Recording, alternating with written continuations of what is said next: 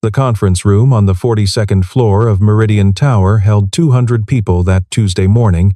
Executives and department heads gathered for the quarterly review that would determine next year's budget allocations. The presentation screens glowed with charts and projections, the smell of fresh coffee mixing with expensive cologne, when Regional Director Victoria Ashford spotted the coffee stain spreading across the carpet near the refreshment table. She stopped mid-sentence. Her heels clicked against the hardwood as she crossed the room, her voice cutting through the silence like a blade. "You, janitor, what is this?" Marcus Cole stood near the coffee station, his gray uniform pressed and clean, a mop handle resting against his shoulder. He looked at the stain, then at her, his expression unchanged. "I asked you a question." Victoria's voice carried to every corner of the room. "This is a $60,000 presentation, and you can't even keep the floor clean? This is exactly why some people never rise above their station." Marcus said nothing. His phone buzzed once in his pocket, a familiar 3:15 reminder, and his eyes flickered down for just a moment before returning to meet hers. The whispers started. 200 people watched, and not one spoke up. Victoria smoothed her jacket and turned back to her presentation. Behind her, Marcus was already on his knees, cleaning the stain with methodical precision, his movements unhurried and exact. The coffee had been spilled by a junior analyst who now stared at his shoes, saying nothing. Within 20 minutes, the carpet showed no trace of the incident. Marcus gathered his supplies, checked his watch, and returned to his routine as though the last 15 minutes had never happened. His cart moved silently through the hallway, each bottle and cloth arranged in precise order, labels facing outward, handles aligned. The quarterly meeting resumed. Victoria Ashford concluded her presentation to polite applause, secured her budget increase, and never looked toward the hallway where the janitor had disappeared. But something had shifted in that room. The junior analyst who'd spilled the coffee kept glancing at the door. 2 senior managers exchanged looks but said nothing. And in the security office on the ground floor, an older guard named Raymond Briggs watched the incident on camera, his coffee growing cold in his hand. Marcus finished his shift at exactly 5:30, as he did every day. He changed in the maintenance locker room, trading his gray uniform for worn jeans and a plain black jacket. His locker contained nothing personal except a photograph taped to the inside of the door, a little girl with his eyes and her mother's smile, gap-toothed and laughing at whoever held the camera. He drove a 12-year-old Honda Civic with 180,000 miles on it, the kind of car that required weekly attention but refused to die. The drive from downtown Chicago to his apartment in Cicero took 45 minutes with traffic, and he used that time the same way he used most of his time, in silence, planning, preparing. The apartment was small but immaculate. 2 bedrooms, 1 bathroom, a kitchen that had seen better decades. But the floors were clean enough to eat from, the windows clear, every surface organized with military precision. On the refrigerator, a child's drawings hung in neat rows, each one dated in the corner with careful handwriting. Sophie Cole was 7 years old and waiting for him at Mrs. Patterson's apartment 3 doors down. She launched herself at his legs before he'd fully stepped through the door, her small arms wrapping around him with the desperate strength of a child who'd learned too early that people could disappear. "Daddy, Mrs. Patterson taught me how to make cookies, but we have to wait for them to cool down or we'll burn our tongues, and she said maybe next time we can make brownies. But I told her you make the best brownies because of the secret ingredient." Marcus lifted her easily, settling her against his hip. "Did you finish your homework?" "Most of it. I got stuck on the math part because fractions are stupid." "Fractions aren't stupid, they're just patient. They wait for you to understand them." Patterson, a 73-year-old widow who refused to accept more than grocery money for watching Sophie. "Thank you, Margaret. That child is a blessing." Mrs. Patterson pressed a container of cookies into his free hand.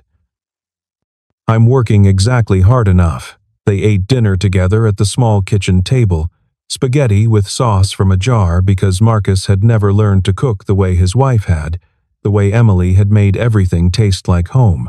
Sophie chattered about her day, about her best friend Keiko who had a new puppy, about the book they were reading in class, about the spring concert where she wanted to sing a solo but was too scared to audition. "What's the worst thing that could happen?" Marcus asked, twirling noodles around his fork. Sophie considered this seriously. "Everyone could laugh at me. And then what? And then?" She frowned. "I don't know. I'd be embarrassed? For how long? Maybe a day? So one day of embarrassed, against maybe getting to sing a solo. What do you think?" She poked at her spaghetti. "You always make things sound so easy." "Not easy, just clear." He reached across the table and squeezed her hand. "You don't have to audition, but you should know that being scared isn't a good enough reason not to try something." Later, after homework and bath time and 3 chapters of Charlotte's Web, Marcus sat in the dark living room and let the silence settle around him. His phone showed no messages. The television stayed off. On the wall, a single framed photograph showed a younger version of himself in dress uniform, standing next to a woman with laughing eyes and Sophie's smile, taken 3 months before a drunk driver ran a red light and changed everything.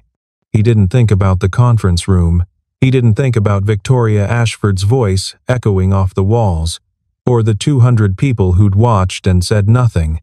Those things belonged to a category of experience he'd long ago learned to file away, processed and stored where they couldn't cause damage. What he thought about was fractions and cookies, and whether Sophie had enough warm clothes for the field trip next week. He thought about the leak under the bathroom sink he'd been meaning to fix, and the parent-teacher conference on Thursday, and the way his daughter's face lit up when she solved a problem on her own. At 10:30, he checked the locks twice, verified the windows, and went to bed. The next morning, he arrived at Meridian Tower at exactly 6:15, 45 minutes before his shift officially began. He liked the building when it was empty, the way his footsteps echoed through the marble lobby, the way the early light came through the eastern windows and turned everything gold. Raymond Briggs was already at the security desk, the same position he'd held for 19 years. He was 64 years old with a gray mustache and kind eyes. A former Marine who'd done 2 tours in Vietnam and never talked about it unless asked directly. "Morning, Cole." "Morning, Ray." It was the same exchange they'd had every day for the past 14 months, ever since Marcus had started at Meridian Tower. 2 men who recognized something in each other, something that didn't require explanation or elaboration. But today, Raymond hesitated. His coffee cup stopped halfway to his mouth, and something flickered across his weathered face. "Saw what happened yesterday," he said finally. "In the conference room." Marcus continued signing in, his handwriting neat and precise. "That's not what I saw." "Then you saw wrong." Raymond set down his coffee. He studied Marcus for a long moment, the way you study a map when you're looking for something you're not sure exists. And then, almost unconsciously, a word slipped out. "Nightfall." The lobby went silent. Marcus's pen stopped moving. For exactly 2 seconds, something passed between the 2 men. Something that didn't belong in a corporate building at 6 in the morning. Something that belonged to a different world entirely. Then Marcus finished signing his name and looked up. His face was perfectly neutral.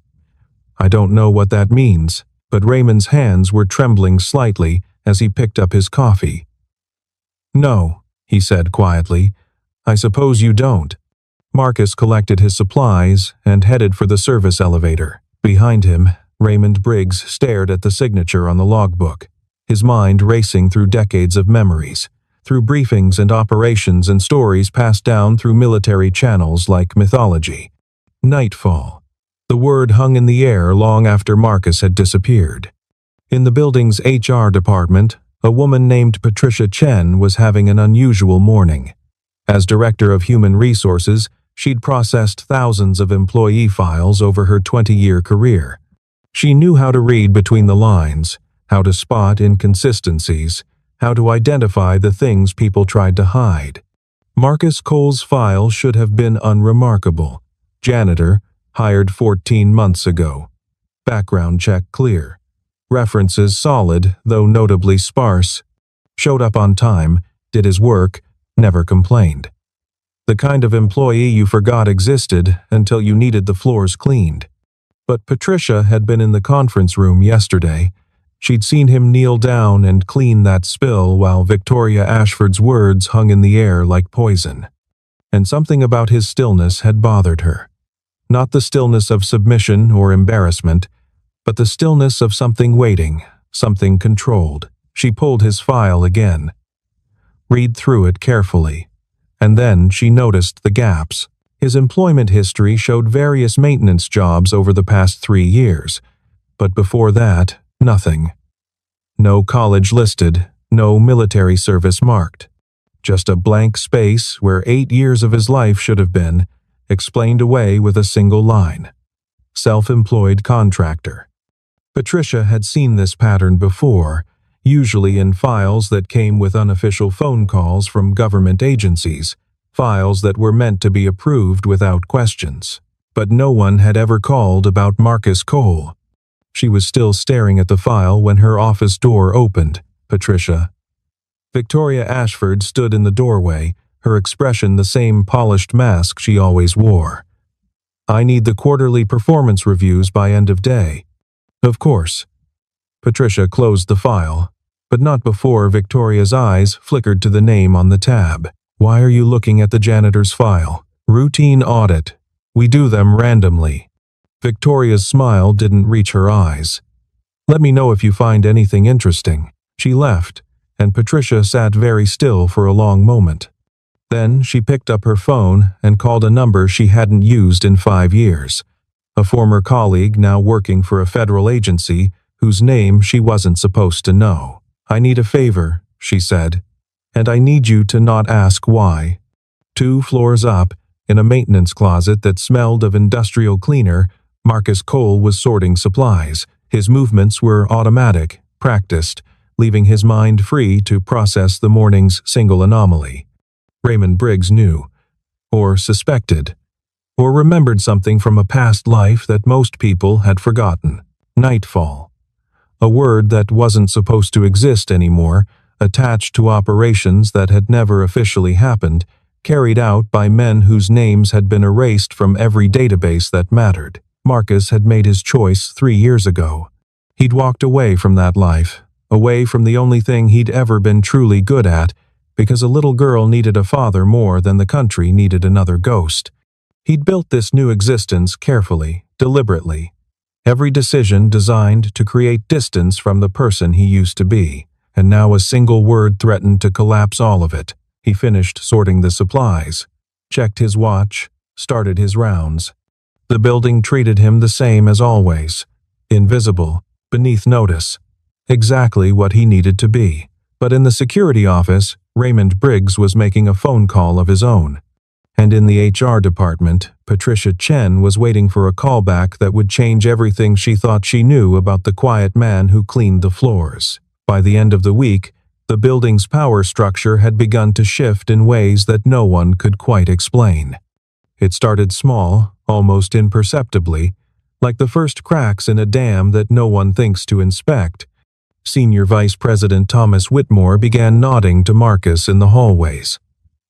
Not the casual acknowledgement you give the staff, but something more deliberate, more careful. Thomas was 62 years old, a former Army colonel who'd spent 20 years in military intelligence before transitioning to corporate security consulting. He'd been at Meridian Tower for a decade, and in all that time, no one had ever seen him acknowledge a janitor. Chief Financial Officer Robert Chen, Patricia's husband, started finding reasons to be in the lobby when Marcus signed in each morning. He never spoke, never approached. He just watched, the way you watch a chessboard when you're trying to understand a move you didn't see coming. And in the executive suite, Victoria Ashford noticed. Why is everyone acting strange around the janitor? She asked her assistant during their morning briefing. I haven't noticed anything. Thomas Whitmore nodded to him yesterday. Thomas Whitmore doesn't nod to anyone below VP level. Her assistant, a young woman named Jennifer who had learned early to say nothing that could be used against her, kept her eyes on her tablet. Maybe he's just being friendly. Victoria didn't respond, but she began watching more carefully, tracking the small interactions that rippled through her building like stones dropped in still water. And she noticed something else, something that made her deeply uncomfortable. People stopped talking when Marcus Cole walked by. Not because they were afraid of him, but because they were afraid of what they might accidentally say. The word spread the way secrets always do in closed environments, through glances and half-finished sentences and conversations that stopped mid-word. Military. Something classified. Something that made grown men nervous. Victoria had built her career on information, on knowing things before anyone else, on leveraging that knowledge into power. But this was information she couldn't access, couldn't verify, couldn't control. And that made Marcus Cole dangerous. She found herself watching him during his rounds. The way he moved, economical and precise, never a wasted motion. The way he seemed to catalog every entrance, every exit, every blind spot in the security cameras. The way his eyes tracked movement, even when the rest of his body remained perfectly still. Those weren't the habits of a janitor, those were the habits of something else entirely. She called Thomas Whitmore into her office. "I want to know what you know about the janitor." Thomas, who had survived 3 wars and 17 years of corporate politics, smiled pleasantly. "Which janitor? Don't play games with me, Thomas." "I'm not playing anything." He settled into the chair across from her desk, relaxed and unhurried. "I'm telling you there are some questions that don't have answers you want to hear." "What does that mean?" "It means that some men leave certain lives and don't want to be found. It means that asking too many questions about those men can attract attention that you don't want. And it means—" He paused, choosing his words carefully. "It means that the worst thing you could do right now is make an enemy of someone whose past you don't understand." Victoria leaned forward. "Is that a threat?" "It's advice, from someone who's seen what happens when powerful people underestimate quiet men." He stood, buttoning his jacket. "Leave the janitor alone, Victoria, for your own sake." He left, and Victoria sat in her empty office, feeling something she hadn't felt in years. Uncertainty.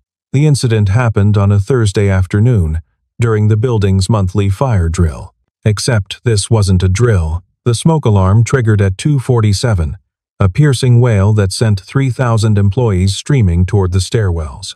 Protocol was clear. Evacuate immediately, assemble at designated points, wait for the all-clear. But on the 31st floor, something had gone wrong. A transformer had blown in the electrical room, sending sparks into a storage closet filled with paper supplies and cleaning chemicals. The sprinkler system activated but malfunctioned, flooding the wrong area while flames began to spread through the walls.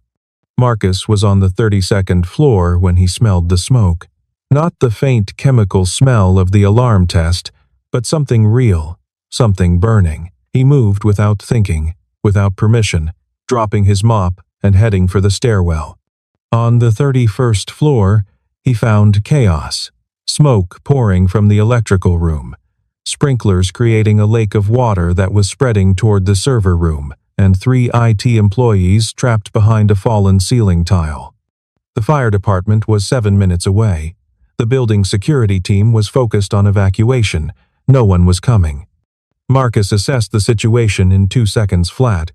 Structural integrity compromised in the southeast corner, fire spreading through the wall toward the server room. 3 civilians trapped, 1 with an apparent leg injury. 2 exits available, 1 blocked by debris. 1 threatened by approaching flames. He moved. The first IT employee, a young man frozen with fear, was physically lifted and pointed toward the clear exit. "Go. Don't stop. Don't look back." The second employee, a woman trying to help her injured colleague, looked up at Marcus with desperate eyes. "I can't carry him." "I can." Marcus pulled the injured man onto his shoulders in a fireman's carry so smooth it looked rehearsed. Because it had been, hundreds of times, in situations far worse than this. They made it to the stairwell just as the ceiling collapsed behind them. In the lobby, Victoria Ashford was directing evacuation efforts when the three IT employees emerged from the stairwell, followed by Marcus carrying the injured man. Fire crews were just arriving, paramedics rushing forward with stretchers, the organized chaos of emergency response unfolding exactly as it should. But then, Raymond Briggs made his mistake. He'd been coordinating with police at the main entrance when he saw Marcus emerge, saw the way he moved, the way he'd handled the situation, the controlled precision that didn't belong to any janitor he'd ever known. And before he could stop himself, the word came out. Nightfall, he said it loud enough to carry. Loud enough for Thomas Whitmore to turn sharply. Loud enough for Victoria Ashford to hear. Loud enough for a dozen other people to fall suddenly silent, their eyes locked on the janitor covered in soot and ceiling dust, the injured man still draped across his shoulders. The lobby went quiet. Even the emergency crew seemed to pause, sensing something they didn't understand. Marcus handed the injured man to the waiting paramedics. He didn't acknowledge Raymond's shout. He didn't explain, or defend, or clarify. He simply turned and walked toward the side exit, his stride unchanged, his expression neutral. But Victoria had seen something in that moment. The way Thomas Whitmore's face had gone pale, the way Robert Chen had stepped back, the way a single word had transformed the atmosphere of the entire lobby. "What the hell is Nightfall?" she demanded. No one answered her. Marcus didn't return to work the next day. He called in sick for the first time in 14 months, and Patricia Chen didn't question it. Thomas Whitmore sent flowers to Sophie's school with a card that said only "thank you" with no signature. Raymond Briggs took an unexpected vacation day and spent it sitting in his car outside Marcus's apartment building, watching and waiting and trying to decide what to do with information he wasn't supposed to have. The truth, when it finally emerged, came not through questions, but through connections. Patricia's contact at the federal agency called back with a voice that was very, very careful. "The file you're asking about doesn't exist. That's not possible. Everyone has a file. Not everyone." A long pause.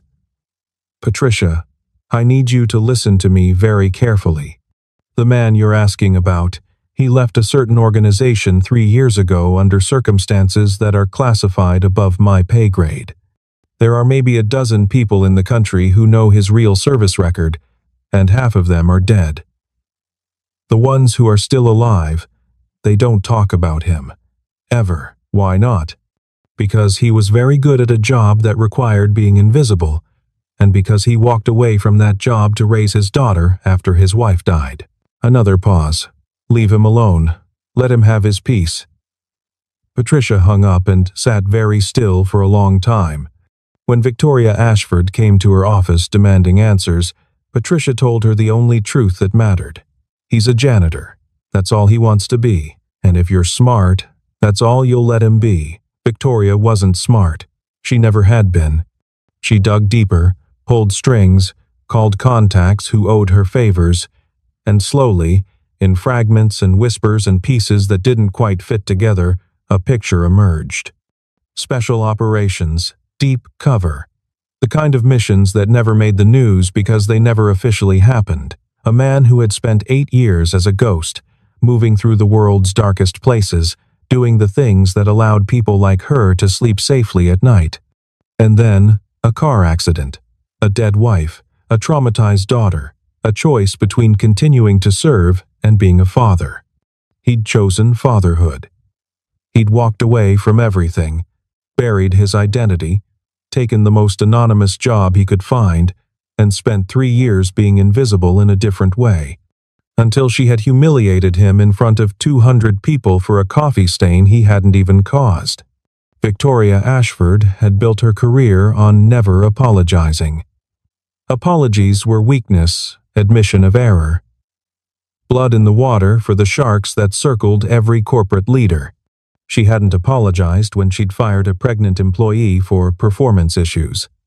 She hadn't apologized when she'd tanked a competitor's stock with a well-timed rumor. She hadn't apologized for any of the countless small cruelties that had carried her to the corner office, but now she stood outside a small apartment in Cicero, holding a bottle of wine she didn't know how to offer, trying to form words she'd never learned to say.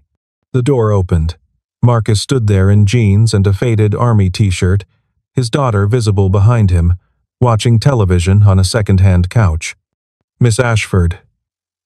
His voice was neutral, neither welcoming nor hostile. "This is unexpected. I came to apologize. You could have done that at work." "No, I couldn't have."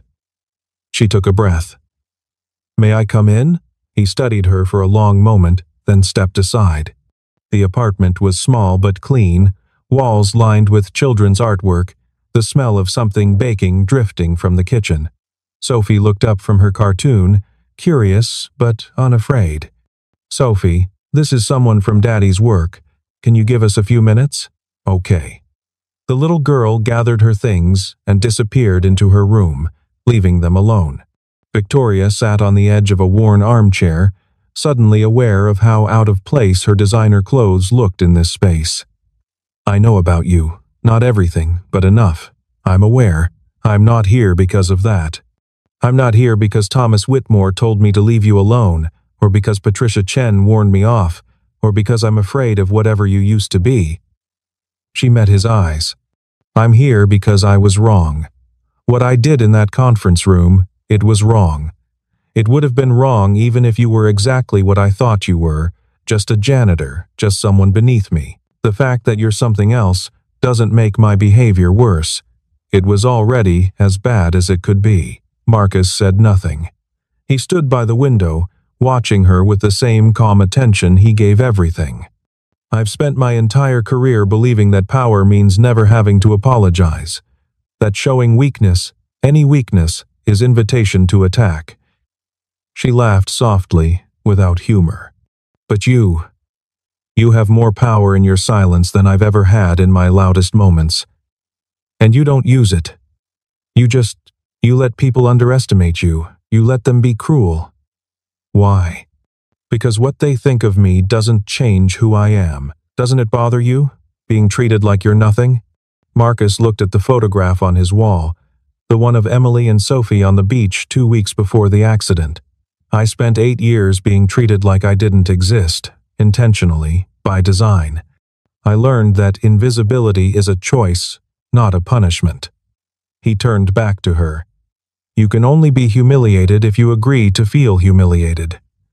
"I didn't agree." Victoria absorbed this. "I'm sorry," she said finally.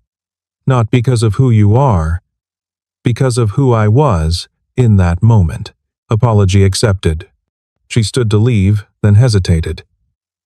"The man who spilled that coffee, the junior analyst, he let you take the blame. He watched me humiliate you, and he said nothing. I know. Why didn't you defend yourself?" Marcus walked her to the door. "Because defending myself would have cost him his career. He's 23 years old with student loans and a sick mother. I'm a janitor. The stakes weren't equal." Victoria stopped in the doorway. "You protected him, even while I was attacking you, protecting people who can't protect themselves. It's what I do. What I've always done." He opened the door. "Good night, Miss Ashford." She left, and somewhere between his apartment and her car, Victoria Ashford began to understand that power had nothing to do with titles, or money, or the ability to make people afraid. It had to do with choices. Monday morning, Victoria was waiting outside the maintenance office when Marcus arrived for his shift. She looked different somehow, less armored, the careful mask she always wore slightly askew. "I have a proposal. I'm listening." "Head of building security. Full benefits, salary commensurate with experience, flexible hours so you can be home when Sophie needs you." She paused. "Thomas Whitmore recommended you. He said you're the most qualified person he's ever met for the position." Marcus considered this. "Did he tell you what qualified means in this context?" "He told me enough. I don't want a job because of what I used to be." "I'm not offering you a job because of what you used to be. I'm offering you a job because of what you did on the 31st floor, because you ran toward the fire when everyone else ran away, Because you carried a man twice your size down 15 flights of stairs without breaking stride. She met his eyes. And because you've spent 14 months doing a job beneath your abilities without once complaining or trying to leverage your past into something better, that's the qualification that matters. And if I say no, then you stay a janitor and I leave you alone. This isn't pressure, Marcus. It's an offer. Take it or don't. He thought about Sophie, about the parent-teacher conferences he'd missed, the school plays that conflicted with his shift schedule, the weekends spent catching up on sleep instead of teaching her to ride a bike. He thought about Emily, about the promise he'd made her in those final moments at the hospital, the promise to be there for their daughter no matter what. He thought about the life he'd built, small and quiet and invisible, and whether that life was what Sophie needed or just what he thought he deserved. I have conditions. Name them. I set my own hours around Sophie's schedule. I don't travel. I don't carry a weapon on the premises. And no one, ever, asks me about my past. Not officially, not casually, not as a test. If I hear the word nightfall again, I'm gone. Victoria nodded slowly. Anything else? The junior analyst who spilled the coffee.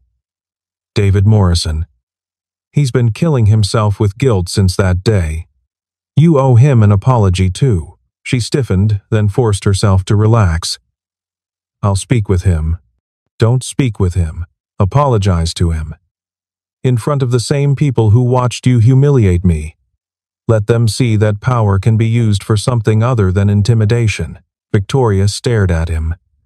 You're asking me to publicly admit I was wrong. I'm asking you to publicly be better. A long silence stretched between them. Then, remarkably, Victoria Ashford laughed, a genuine sound that seemed to surprise even her. You know, most people in your position would use this moment for revenge. You could have destroyed my career. One phone call to the right person and I'd be finished. Revenge is expensive. It costs you the person you want to be. She extended her hand. We have a deal, Mr. Cole. He shook it. Marcus. Marcus. She smiled, and for the first time it reached her eyes. Welcome to management. 3 months later, Meridian Tower had changed in ways both visible and invisible. The security protocols were tighter now, but somehow less oppressive. Staff who had once walked with their eyes down began to move more freely, more confidently. The invisible lines between departments, between ranks, between the powerful and the powerless, had begun to blur. Victoria Ashford still ran her department with precision and high expectations. But she'd started learning names, started asking about families, started acknowledging that the people who kept her building running deserved more than contempt. She'd apologized to David Morrison in front of the entire quarterly meeting, the same venue where she'd humiliated Marcus. It had been awkward, uncomfortable, nothing like the polished performances she was known for. It had also been real, and the ripple effects of that reality were still spreading. Raymond Briggs retired at the end of the month. His final act, a handshake with Marcus that said everything words couldn't capture. Two men who understood each other's pasts, respecting each other's choices. Patricia Chen occasionally caught herself watching Marcus during his rounds, still amazed at how thoroughly he'd hidden in plain sight. But she never asked questions. Some mysteries were better left unsolved, and Marcus Cole, former ghost, former instrument of national security, father of one and widower of the only woman he'd ever loved, walked the halls of Meridian Tower with the same quiet purpose he brought to everything. He still arrived early. He still left exactly on time. He still wore his uniform with the same crisp precision, though now it bore the title Director of Security instead of Maintenance Staff. But the job hadn't changed him. The title hadn't changed him. What had changed was the world's willingness to see him clearly, to recognize that worth and status were not the same thing, had never been the same thing. On the last Friday of the month, Sophie's school held its spring concert. She'd auditioned for the solo, just like he'd suggested. She hadn't gotten it, but she'd tried, and that trying had led to other things. A speaking part in the school play, a new confidence that showed in the way she held her shoulders. Marcus sat in the third row of the auditorium, still in his uniform because he'd come directly from work. The other parents glanced at him, at the security badge clipped to his belt, making assumptions that didn't matter. When Sophie's class took the stage, her eyes found him immediately. She waved, small and quick, a gesture just for him. He waved back. The concert ended. Parents collected children. The auditorium emptied in the controlled chaos of families reuniting at the end of the day. Sophie took his hand as they walked to the car. "Daddy?" "What's nightfall?" Marcus stopped. "Where did you hear that word?" Mrs. Patterson's grandson was visiting. "He's in the army. He saw your picture and said something about it." She looked up at him with Emily's eyes. "Is it a secret?" He knelt down, bringing himself to her level. "It's a name from a long time ago. From before you were born, before I met your mother. It belongs to someone I used to be." "Who were you?" "Someone who did hard things because they needed to be done. Someone who made mistakes. Someone who eventually learned that the most important job in the world is being your dad." Sophie considered this with the serious expression she got when working on fractions. "Is that why you're so good at fixing things?" He smiled. "Something like that. And that's why you always know where all the exits are. That too." She threw her arms around his neck. "I'm glad you're my dad instead of Nightfall." "Me too, sweetheart. Me too." They drove home through the evening traffic, Sophie chattering about the concert and her friends and the brownies she wanted to make this weekend. The ordinary music of an ordinary life, hard-won and precious. At 5:45, Marcus pulled into his parking space at the apartment complex. At 5:46, he opened the door and let Sophie run ahead. At 5:47, he stood in his small kitchen and looked at the refrigerator covered in children's artwork, at the photograph of Emily that smiled from the counter, at the life he'd chosen when he walked away from everything else. No medals, no recognition, no mythology, just a man, doing his best to be a father, surrounded by people who finally saw him for who he truly was. And that, he understood now, was the only identity that had ever really mattered.